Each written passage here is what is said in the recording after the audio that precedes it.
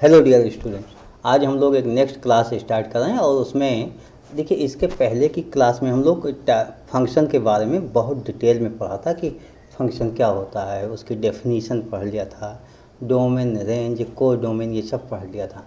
आज हम लोग पढ़ेंगे types of function. Types of function तो टाइप्स ऑफ फंक्शन पढ़ेंगे। अब टाइप्स ऑफ फंक्शन में सीखेंगे कि कौन कौन से टाइप्स के फंक्शन होते हैं। तो सबसे पहला नंबर एक हम लोग यहाँ से स्टार्ट करते हैं, रियल फंक्शन।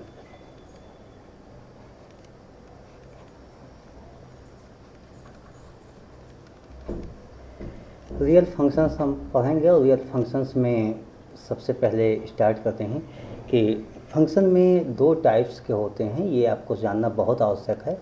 पहला होता है रियल वैल्यूड फंक्शन। देखिए रियल वैल्यूड फंक्शन क्या होता है, तो कोई भी फंक्शन हो, if f a to B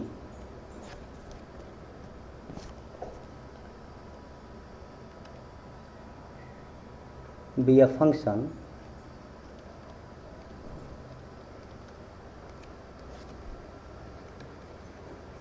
then be called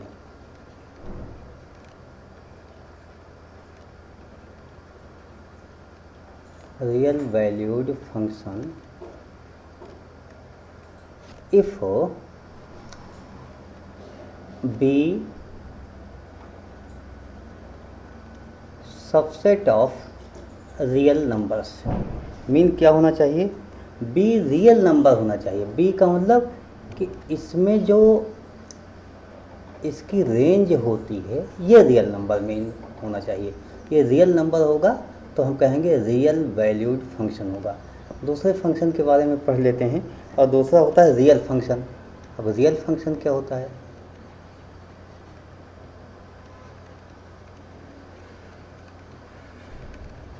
real function क्या होता है। रियल फंक्शन में ये होता है कि कोई function, a function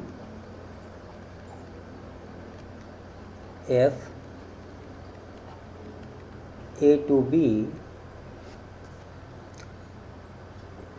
is called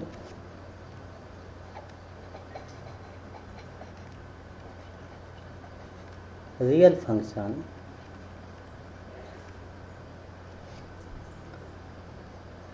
if both a and b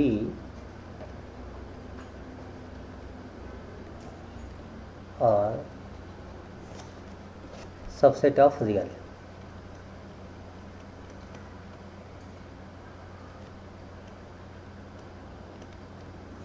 mean एक रियल वैल्यूड फंक्शन होता है और एक रियल फंक्शन होता है। रियल वैल्यूड फंक्शन में उसकी वैल्यू मीन रेंज जो होती है वो रियल होनी चाहिए। अब यहाँ पर आपके पास क्वेश्चन हो सकता है ए में क्या हो सकता है, तो ए में हम कह सकते हैं इमेजिनरी भी हो सकता है, बट अभी आप लोग इमेजिनरी नहीं पढ़े हो, कॉम्प्लेक्स नंबर पढ़ोगे, तो बी रियल होना चाहिए। लेकिन ए बी दोनों रियल हो जाएगा तो उसको रियल फंक्शन को कहेंगे। तो इस तरीके से आपने एक फंक्शन सीखा। अब हम लोग कुछ आगे बढ़ते हैं और इसी के साथ हम लोग सीखते हैं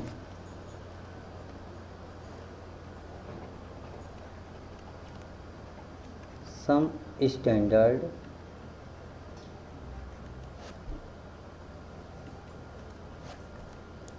रियल फंक्शंस।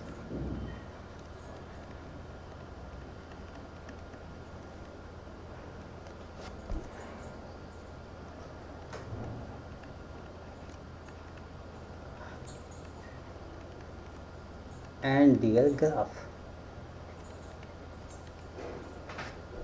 हम लोग तो क्या some standard real function and real graph, कुछ रियल फंक्शंस जो होते हैं उनके बारे में पढ़ेंगे। रियल फंक्शंस मीन क्या हुआ कि उसमें ए और बी दोनों रियल वैल्यू होंगी, उसके बारे में पढ़ेंगे जो आपके 11th standard mean 11th class के सिलेबस में है। उन फंक्शन की यहाँ हम स्पेशली डिस्कस करेंगे, उसको मिस नहीं करना है। तो आइए एक एक करके हम लोग डिस्कस कर लेते हैं कि कौन कौन से होते हैं। सबसे पहले हम लोग डिस्कस कर लेते हैं कांस्टेंट फंक्शन।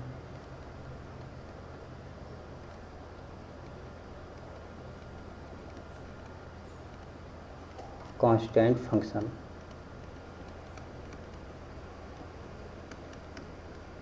अब कांस्टेंट फंक्शन क्या होता है? इस कांस्टेंट फंक्शन मीन हुआ कि उसका रिजल्ट कांस्टेंट होना चाहिए, बस इतने होता है। तो आप कांस्टेंट फंक्शन ये कहोगे if any functions F x, कोई भी फंक्शन एफ एक्स है और उसकी रिजल्ट आप लोग कांस्टेंट पाते हो, mean f x equal to k mean constant. अब यहाँ पर आप लिख सकते हो for all x belong to real value, ये मतलब एक्स कोई भी रियल वैल्यू हो, ठीक है, एक्स पूरा पूरा रियल वैल्यू हो और के कांस्टेंट होगा। कांस्टेंट मीन आप ऐसे देख सकते हो, जैसे मैं लिख देता हूँ F2, यहाँ पर 4 लिख दो, F3 4, F5 4, F-6 तब भी 4 आ जाए, मीन कांस्टेंट वैल्यू आ रही है, तो इसी को कांस्टेंट फंक्शन कहते हैं। इस तरीके से कुछ भी लिखा जाए इसी को कांस्टेंट फंक्शन कहते हैं। इसका ग्राफ हम लोग कैसे बनाएंगे? अब ग्राफ देखिए, तो ग्राफ के लिए सबसे पहले हम एक्सिस बना देते हैं, उसके बाद ग्राफ बनाते हैं। इस तरीके से हम इसके एक्सिस बना लेते हैं और एक्सिस में नोट कर लेते हैं कि एक एक्स हो गया, एक्स एक्सिस, और जिसको वाई एक्सिस नोट कर लेते हैं। देखिए क्या बताया गया, आपको यही बताया कि एक्स की वैल्यू डिफरेंट हो, मतलब चेंज होती है, लेकिन वाई की वैल्यू चेंज ना हो। बस ऐसे में एक्स की वैल्यू देखिए चेंज हो रही, लेकिन वाई की वैल्यू चेंज नहीं हो रही। और ये पॉइंट आपका ये क्या हो गया? के हो गया, मीन वाई इक्वल टू ये जो डिस्टेंस होगी ये के हो जाएगी, बस के हो गई।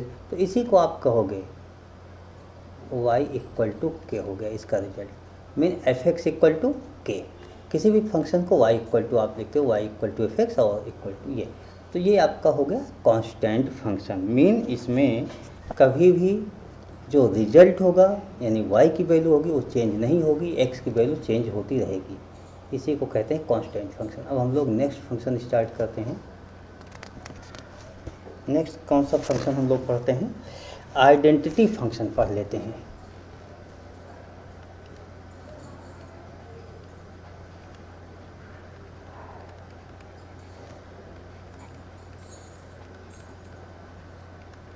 आइडेंटिटी फंक्शन पढ़ लेते हैं।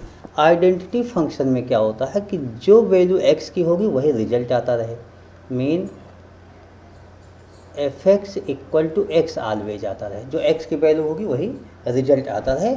और ये किसके लिए होना चाहिए? For all x belong to real number, सभी x belong to real number के लिए होना चाहिए। इसको भी हम लोग ग्राफ पर डिफाइन कर लेते हैं और ग्राफ पर डिफाइन करके पढ़ लेते हैं कि ग्राफ में किस तरीके से बनेगा।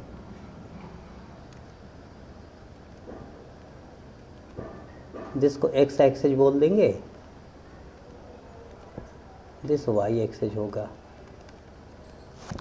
देखिए x की वैल्यू अगर मैं 0 रखूँगा तो 0, 1 रखूँगा 1, 2 पर 2, 3 पर 3, जो भी यहाँ वैल्यू पुट करूँगा, जैसे f0 रख दिया तो रिजल्ट भी 0 आएगा, क्योंकि f x equal to x है।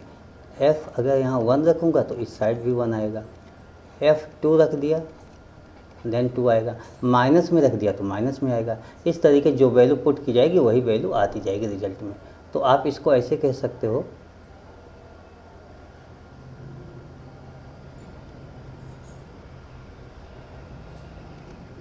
ये आइडेंटिटी हो गया f x equal to x. अच्छा ऐसे क्वेश्चन हैं तो इसमें हम लोग अभी इसी के साथ डोमेन और रेंज भी पढ़ लेते हैं। डोमेन और रेंज क्या होता है? देखिए इसमें डोमेन क्या होगा इसको समझिएगा। देखिए लिखा क्या गया, f x equal to x, mean x की कोई भी वैल्यू पुट कर सकते हो। रियल वैल्यू तो इसमें दिया गया है, x belong to real number, तो जाहिर सी बात आप रियल पुट करोगे, तो आप लिखोगे domain of f equal to real number. अच्छा रिजल्ट भी आपका सेम आ रहा है तो आप ये लिखोगे रेंज ऑफ फंक्शन, इस फंक्शन की रेंज क्या हो जाएगी, ये भी याद हो जाएगी मुझे। इसी के साथ थोड़ा सा मिस हुआ, मिस मीन ये हुआ कि इसका मैंने डोमेन और रेंज नहीं लिखा। तो यहाँ पे देखो डोमेन क्या हो जाएगा,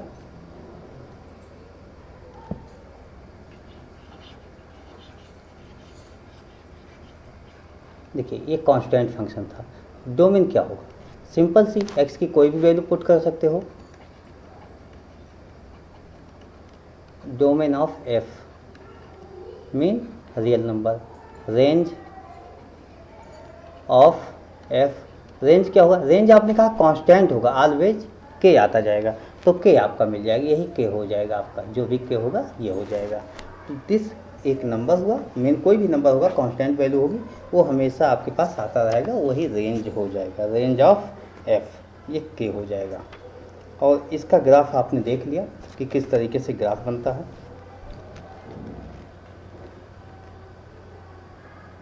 इसमें आप देख रहे हो एक्स की वैल्यू अगर 0 से कम है तब भी के आ रहा है, एक्स की वैल्यू 0 है देन भी के आ रहा है, एक्स की वैल्यू ग्रेटर देन 0 तब भी आ रहा है, तो इस कंडीशन में। इसी तरीके से मैंने दूसरी वाली केस में देख लिया आइडेंटिटी फंक्शन में।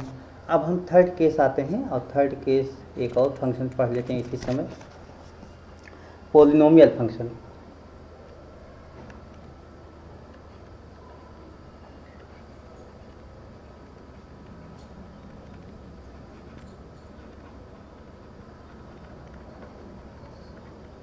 अब हम पॉलिनोमियल फंक्शन पढ़ेंगे। पॉलिनोमियल फंक्शन होता क्या है, देखिए आप लोगों ने पॉलिनोमियल तो पढ़ा है, पॉलिनोमियल क्या होता था याद कीजिए एक बार। पॉलिनोमियल में आप लोग ऐसे लिखते थे a0 plus a1x plus a2x square plus a3x cube plus this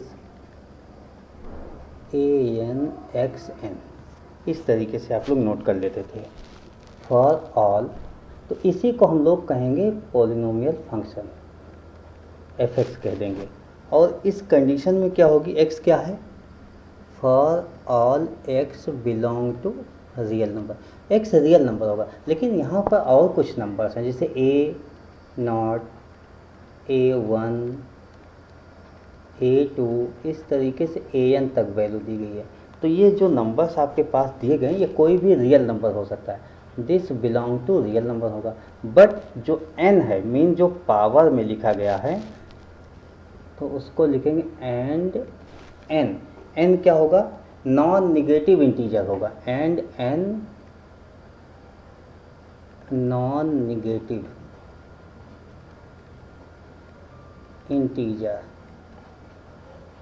non negative integer mean 0, 1, 2, 3, 4 total whole number आप लिख सकते हो, ये कह सकते हो कि होल नंबर होना चाहिए। तो ये आपका पॉलिनोमियल फंक्शन हो गया। इसमें हमें डोमेन और रेंज लिखना है, इसका ग्राफ बनाना है, तो क्या लिखेंगे, सबसे पहले हम इसका एक ग्राफ बनाते हैं, उसके बाद इसके डोमेन रेंज पर डिस्कस। देखिए ग्राफ बनाने के लिए तो हमें कोई पॉलिनोमियल फंक्शन चाहिए, ऐसे तो हम किसी का ग्राफ बना नहीं सकते हैं, तो इसमें कोई ना कोई एक हमें चाहिए ही।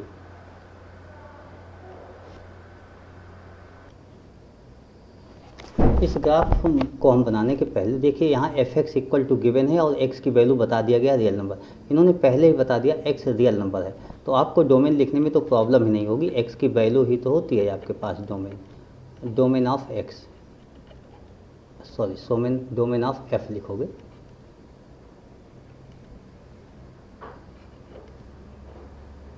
रियल नंबर होगी। अब रेंज क्या होगी, range of f।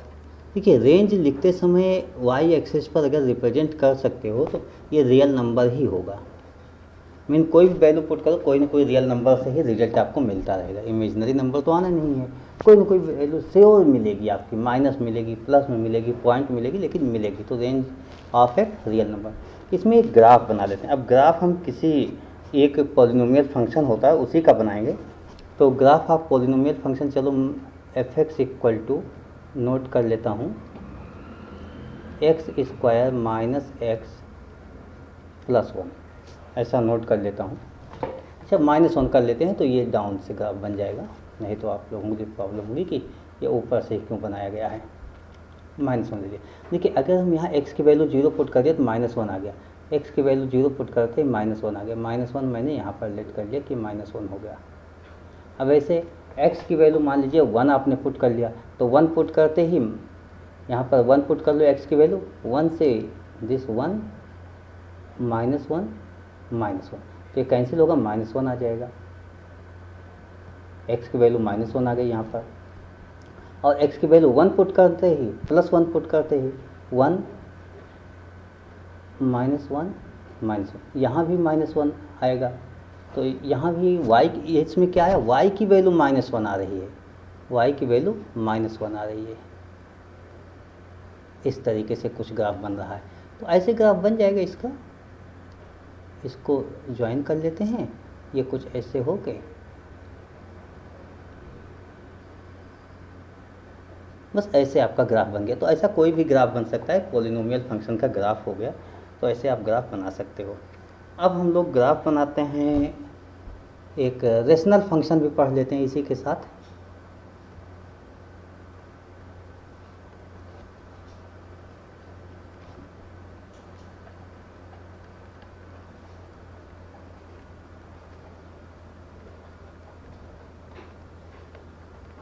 Rational function क्या होता है?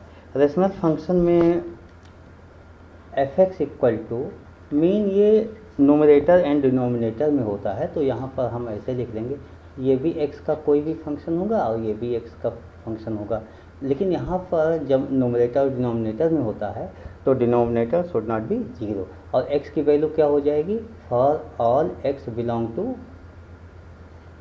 Real number and hx should not be 0, hx आपका कभी भी 0 नहीं होगा। ये कंडीशंस आपके पास है, इतना कंडीशंस आप याद रखिएगा, उसके बाद हम लोग इसमें पढ़ते हैं। देखिए डोमेन क्या होगा इसका। डोमेन में मैंने क्या बताया था, डोमेन में यही बताया था कि x की जो पॉसिबल वैल्यू होगी, मीन रियल नंबर बताया गया है, तो ये सभी रियल नंबर्स हो जाएंगे। तो डोमेन ऑफ f ये रियल नंबर्स हो जाएंगे, mean domain subset of real number हो जाएंगे, रियल नंबर में से कोई भी आ सकता है। उसके बाद यहाँ पर होगा रेंज। रेंज क्या होगा,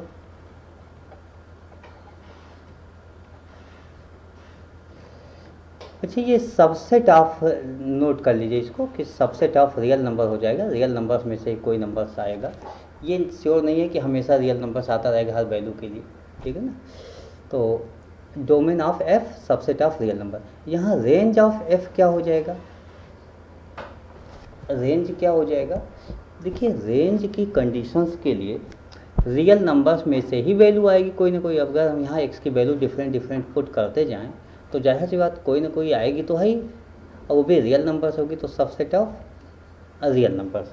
लेकिन अब क्या होगा, ये तो हम लोग क्वेश्चन जब सॉल्व करेंगे तो उस पर डिपेंड करता है कि कैसे हम लोग क्वेश्चन सॉल्व करते हैं। एक ग्राफ हम ले लेते हैं, कोई एक सिंपल सा ग्राफ, जैसे मैं अभी एक ग्राफ ले लेता हूँ, f(x) equal to x² / x+3।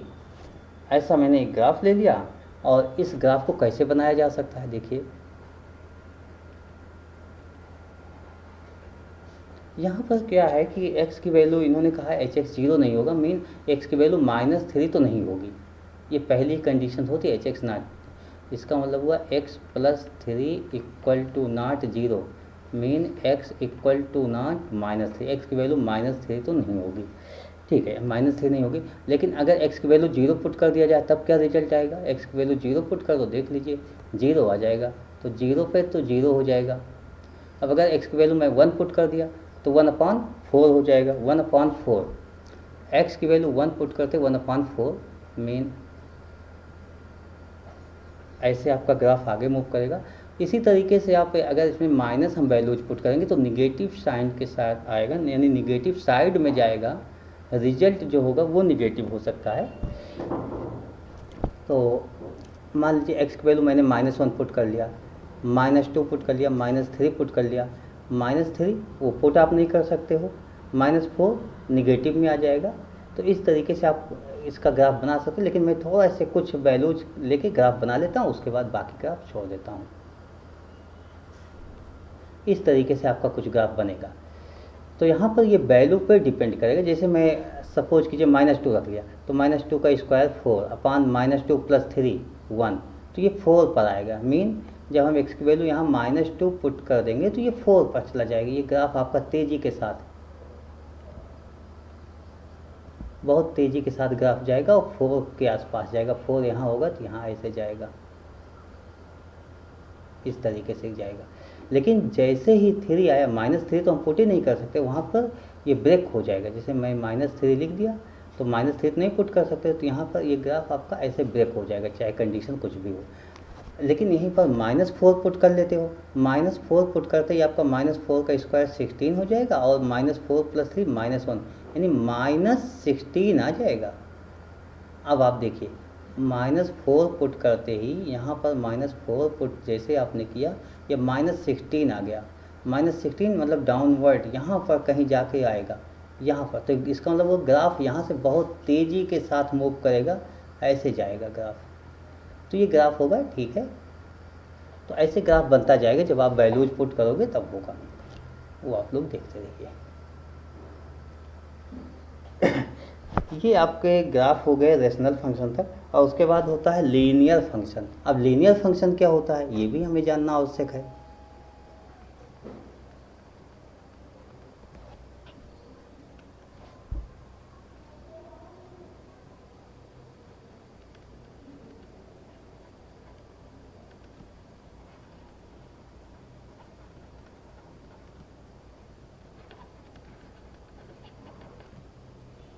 Linear function, हम लोग लीनियर फंक्शन की केस देखते हैं। जैसे ही मैंने कहा लीनियर फंक्शन, अब आप याद कीजिए लीनियर पॉलिनोमियल। लीनियर पॉलिनोमियल क्या है, आप लोग लिखते थे यही x की पावर 1 होनी चाहिए। तो fx इक्वल टू, मैं लिख देता हूँ ax + b, वेयर देखिए A B any constant, A B constant होगा and x belong to real number, x आपका रियल नंबर हो जाएगा इस तरीके से।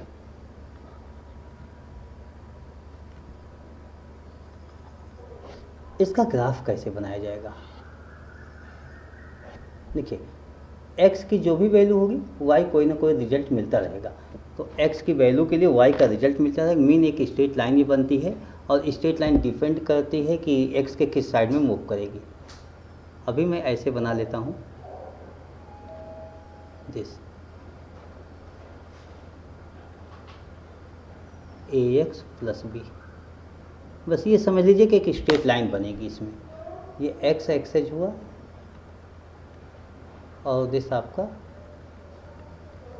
y एक्सिस हो गया। तो ये होता है लीनियर फंक्शन। और domain of function, domain of f, मैंने बोला था x की वैल्यू रियल होगी तो रियल हो जाएगी। रेंज क्या होगा, रेंज ऑफ f, ये भी रियल नंबर्स हो जाएगा। इसके बाद आता है आपका स्क्वायर फंक्शन। स्क्वायर फंक्शन क्या होता है, ये पॉलिनोमियल में ही आते हैं सब। अब स्क्वायर फंक्शन,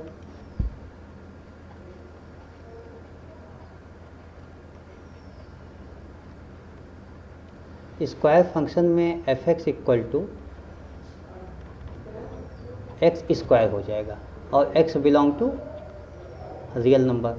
x हमेशा रियल नंबर होगा, तो आप देखिए x की वैल्यू पॉजिटिव पुट करो या नेगेटिव पुट करो, हमेशा x की वैल्यू पुट करोगे, पॉजिटिव पुट करोगे तो ऐसे ग्राफ तेज़ी के साथ मूव करेगा, नेगेटिव वैल्यू पुट करोगे तब भी पॉजिटिव ही वैल्यू मिलती जाएगी। तो x axes and y axes, इस तरीके से आपका fx equal to x square हुआ। मीन डोमेन आप क्या लिखोगे, डोमेन ऑफ f। देखिए डोमेन क्या होती है, x की वैल्यू होती है तो रियल नंबर हो जाएगा। रेंज क्या होगा, रेंज ऑफ f, जब रेंज की केस होती है तो आप देख रहे हो कि इसमें x का स्क्वायर है। मीन 0 पुट करें 0 तो होगा, लेकिन निगेटिव कोई भी वैल्यू पुट करें तो हमेशा हमारा रिजल्ट पॉजिटिव ही आता रहेगा। मीन 0 तो आ रहा है लेकिन बाकी पॉजिटिव भी आता है। तो जीरो से लेकर इनफाइनाइट तक आपका रिजल्ट हो जाएगा। जीरो रिजल्ट आ रहा है इसलिए इंक्लूडेड होगा, बट इनफाइनाइट मैंने स्टार्टिंग में बताया था, इनफाइनाइट पर ओपन लगता है, ओपन ब्रैकेट, इस तरीके से हो जाएगा। जीरो टू इनफाइनाइट हो जाएगा। ये आपके पास आ गया डोमेन और रेंज, ये आपके पास ग्राफ हो गया। इसके बाद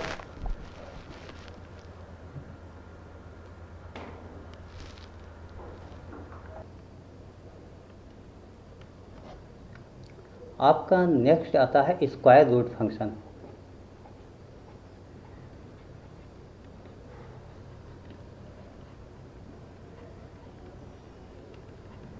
स्क्वायर रूट फंक्शन क्या होता है? F x equal to under root x,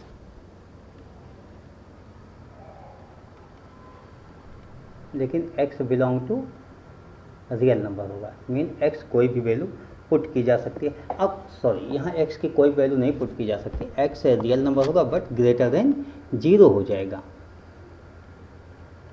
इस बात को आप ऐसे लिख सकते हो कि x belong to zero to infinite, zero include होगा और इनफाइनाइट ओपन हो जाएगा, इस तरीके से। तो ये आपका डोमेन हो गया। सीधे हम यही लिख देते हैं, domain of f x zero to infinite हो जाएगा। उसके बाद इसमें रेंज की बात आती है। देखिए एक्स की कोई भी वैल्यू पुट करोगे तो पॉजिटिव और निगेटिव दो वैल्यू आएंगी हमेशा। इसमें पॉजिटिव भी वैल्यू आएगी, निगेटिव भी वैल्यू आ जाएगी। तो इसकी रेंज आप क्या लिखोगे? देखिए जब मैंने ये बोला कि इसमें x की वैल्यू पुट करेंगे तो पॉजिटिव और निगेटिव दोनों आएगी, पॉजिटिव और निगेटिव आएगी, बट मैं क्या दोनों वैल्यू लिख सकता हूँ? यहाँ पे ये समझने की बात है।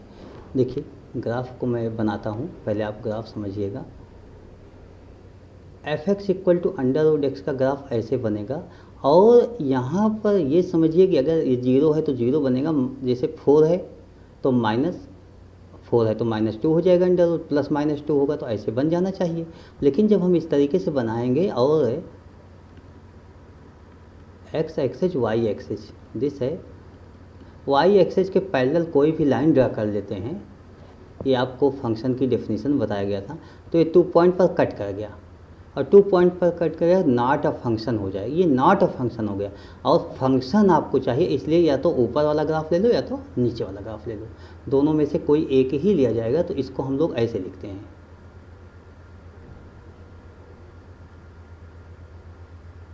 इसका मतलब हुआ निगेटिव वैल्यू हम यहाँ नहीं ले रहे हैं, निगेटिव और पॉजिटिव दोनों में से कोई एक ले सकते। तो एक साइड में ग्राफ होगा, बट हम लोग पॉजिटिव वैल्यू लेते हैं।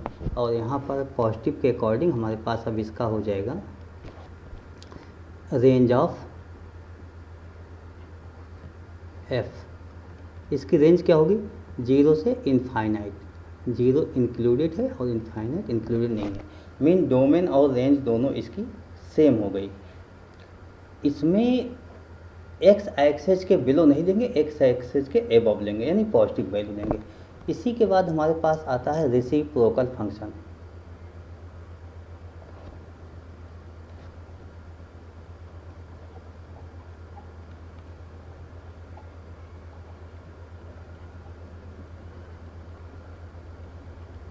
रेसिप्रोकल फंक्शन, रेसिप्रोकल फंक्शन होता है f x equal to 1/x। और इसमें तो देखिए x की वैल्यू कोई भी रियल नंबर हो सकती है, बट एक कंडीशन है, denominator should not B zero. इसका मतलब रियल नंबर होगा लेकिन जीरो नहीं होगा, बस ये बेसिक बात हो गई। तो इसका ग्राफ हम लोग कैसे बनाएंगे? ग्राफ बना लेते हैं। इसमें ध्यान दीजिएगा, x की वैल्यू जैसे जैसे आप बढ़ाते जाओगे रिजल्ट कम हो जाए, यानी y कम मिलता जाएगा। तो x इंक्रीज करोगे तो y कम मिलेगा, और x को कम करोगे तो जैसे मतलब पॉइंट से कम, 1 से कम पॉइंट में लिखना शुरू करोगे तो ये वैल्यू बढ़ती जाएगी। मीन इसका ग्राफ आप इस तरीके से बनाओगे, 1 पर 1 ही आएगा दिस, और निगेटिव वैल्यू पुट करोगे निगेटिव आना शुरू हो जाएगा। इस तरीके से इसका ग्राफ बनेगा।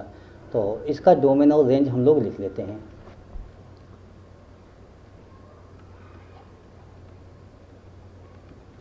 डोमेन ऑफ फंक्शन वही मतलब जीरो नहीं होगा, बाकी टोटल वैल्यू हो जाएगी।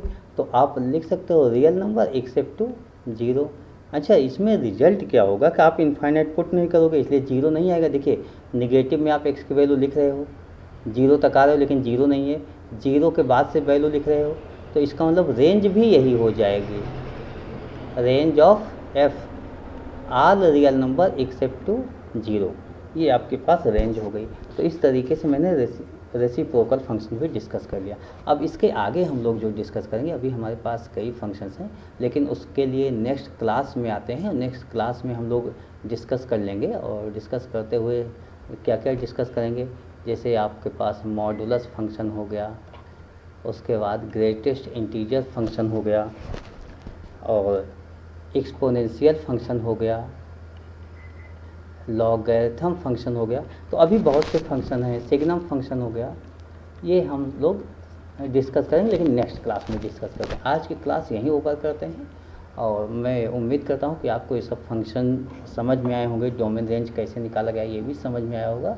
और अगर कहीं कुछ प्रॉब्लम्स होती है तो आगे भी हम लोग डोमेन रेंज के कुछ क्वेश्चन करेंगे, वहाँ पर जो कंडीशंस होगी वो डिस्कस करते हुए हम लोग चलेंगे।